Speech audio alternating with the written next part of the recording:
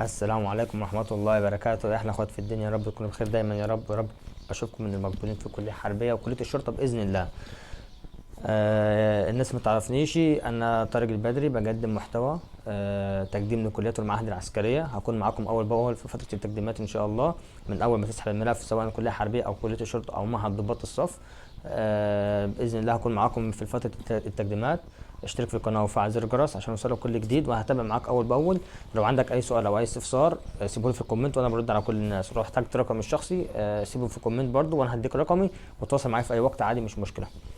بص يا غالي، مبدئيا كده انا هتكلم في الحلقه النهارده عن الكشف الطبي النفسي. تمام، الطب النفسي لكليه الشرطه، عشان كليه الشرطه دي حاجه وكليه الحربيه دي حاجه تانية طبعا. بالنسبه للناس اللي هتقدم، طبعا الناس عايزه تعرف ايه الفرق ما بين الكشف الطبي النفسي لكليه الشرطه والطب النفسي للكليه الحربيه. فانا هتكلم دلوقتي عن الشرطه. تمام، الطب النفسي يا اخويا بتاع كليه الشرطه هو بيبقى سهل وبيبقى حلو خالص. بس كل اللي محتاجه في اليوم ده بالذات حاجه واحده، اللي هي ثقتك بنفسك. والله بجد، الكشف الطبي النفسي بتاع كلية الشرطة محتاج ثقتك بنفسك تكون كبيرة شوية. ماشي، هتكلم ايه اللي هيحصل في اليوم ده بالذات، من اول ما تدخل الخيمة او اول ما تدخل من باب الكلية لحد ما تخلص من الطب النفسي. تمام.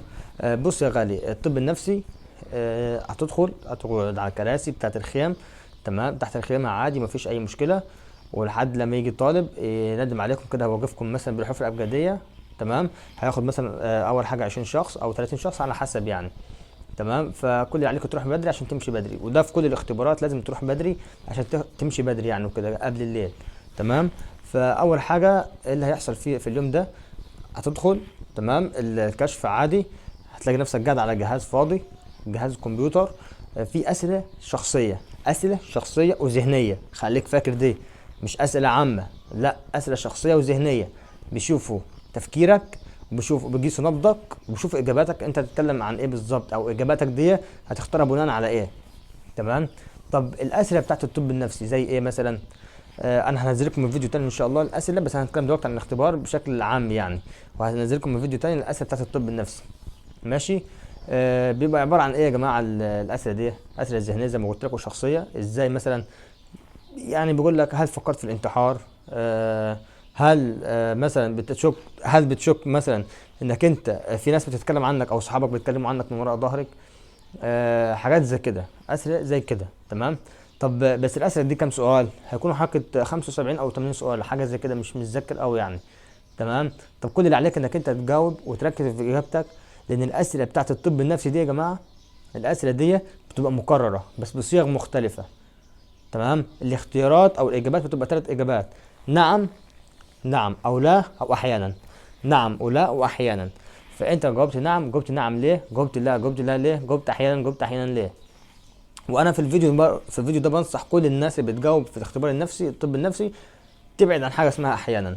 ركز في نعم او لا، نعم او لا، لان لو جاوبت احيانا هتتعب في الاجابه بتاعت السؤال ده. وهو الدكتور بياخد السؤال اللي انت بتجاوب فيه كلمه ايه؟ احيانا. تمام. طيب انا زي ما قلت لك كام سؤال، بيبقوا 80 سؤال او 75 سؤال، حاجه زي كده، انا مش متذكر قوي يعني. تمام. بس هي الاسئله زي ما قلت لك بتبقى مكرره، ومش بس مكرره في الطب النفسي، لا، ده هي مكرره في اسمه ده، هو في سمات واحد ومكرره في سمات اتنين. تمام، وده اسمه المجموع الاعتباري اللي انا اتكلمت فيه. فالاسئله بتبقى مكرره، فانت تركز في الاجابه بتاعتك عشان خاطر الاجابه اللي انت هتجاوبها هنا المفروض انك انت تجاوبها في الطب سمات واحد سوري وسمات اتنين. تمام، فتفكر في اجابتك كويس وتختار اجابه في نعم او لا. تمام. تمام. الوقت بيكون قد ايه؟ الوقت بيكون 10 دقائق. الوقت 10 دقائق. تمام، لازم تعدي قبل الوقت ده ما يخلص.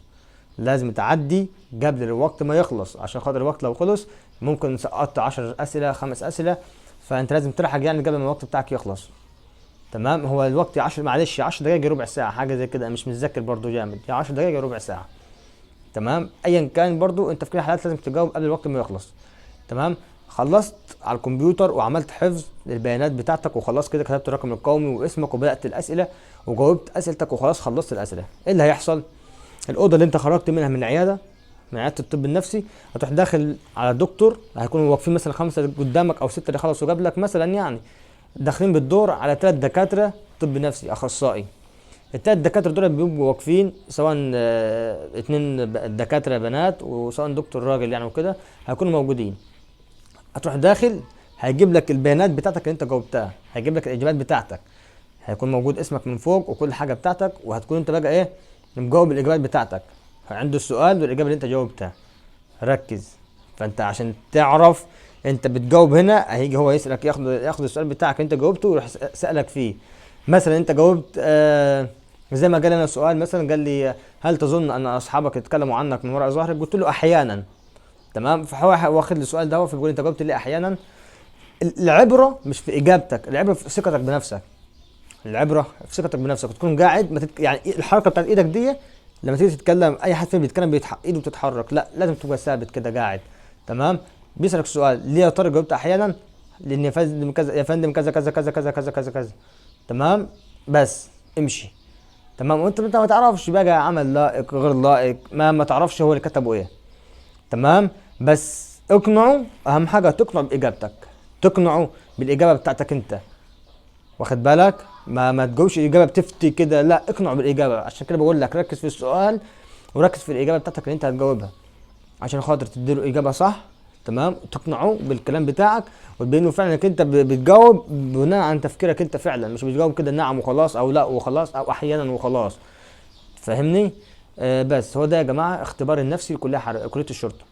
طب النتيجه بتظهر امتى؟ النتيجه بتظهر يا اما في نفس اليوم يا اما تاني يوم، والغالب بيبقى تاني يوم. في غير اول اختبار بس اللي بيظهر في نفس اليوم، قدرات والمقاس والقوام، بس هما بيظهروا في اول يوم. بعد كده اي اختبار تاني يوم او تالت يوم، تاني يوم او تالت يوم، على حسب يعني الكليه. تمام. فده العيادة النفسي، عيادة سهلة وحلوة خالص. بس زي ما قلت لك محتاجة ثقتك بنفسك، ومحتاجة انك انت تفكر في الإجابة قبل ما تجاوبها، وتفكر في السؤال كويس. لأن برضو مش بس كده، لا ده انت هيجيلك في سمات واحد وهيجيلك في سمات اتنين، هتلاقي الإجابات هي الأسئلة هي بس بصيغة مختلفة. فانت طبعا لازم تكون عارف الإجابة اللي انت جاوبتها عشان تجاوبها تاني هي، عشان لو جاوبتها بطريقة مختلفة هيبان عندهم في الجهاز انك انت مجاوبها بطريقة مختلفة، وده بينقص من الدرجات بتاعتك. وطبعا الدرجات بتاعتك نقصت كده، بيبقى في اولويه للناس مجموعها اعلى منك، واخد بالك؟ ده يا جماعه عياده النفسي الخاص بكليه سوري، الخاص بكليه الشرطه. عياده، مش عياده، سوري، كشف الطب النفسي، كشف الطب النفسي. لان في حاجه اسمها عياده النفسيه دي وحديها، لكن ده كشف الطب النفسي. تمام. ده حلقه النهارده، يا رب تكون عجبتكم. اهم حاجه اشتركوا في القناه وفعلوا زر الجرس واعملوا لايك للفيديو عشان يوصلكم كل جديد. تمام. ولو عندك سؤال يا صاحبي، عندك اي حاجه مش فاهمها، سيب لي زي ما قلت لك في كومنت وانا برد على كل الناس. تحياتي ليكم يا احلى ظباط في الدنيا ان شاء الله. اخوكم طارق البدري.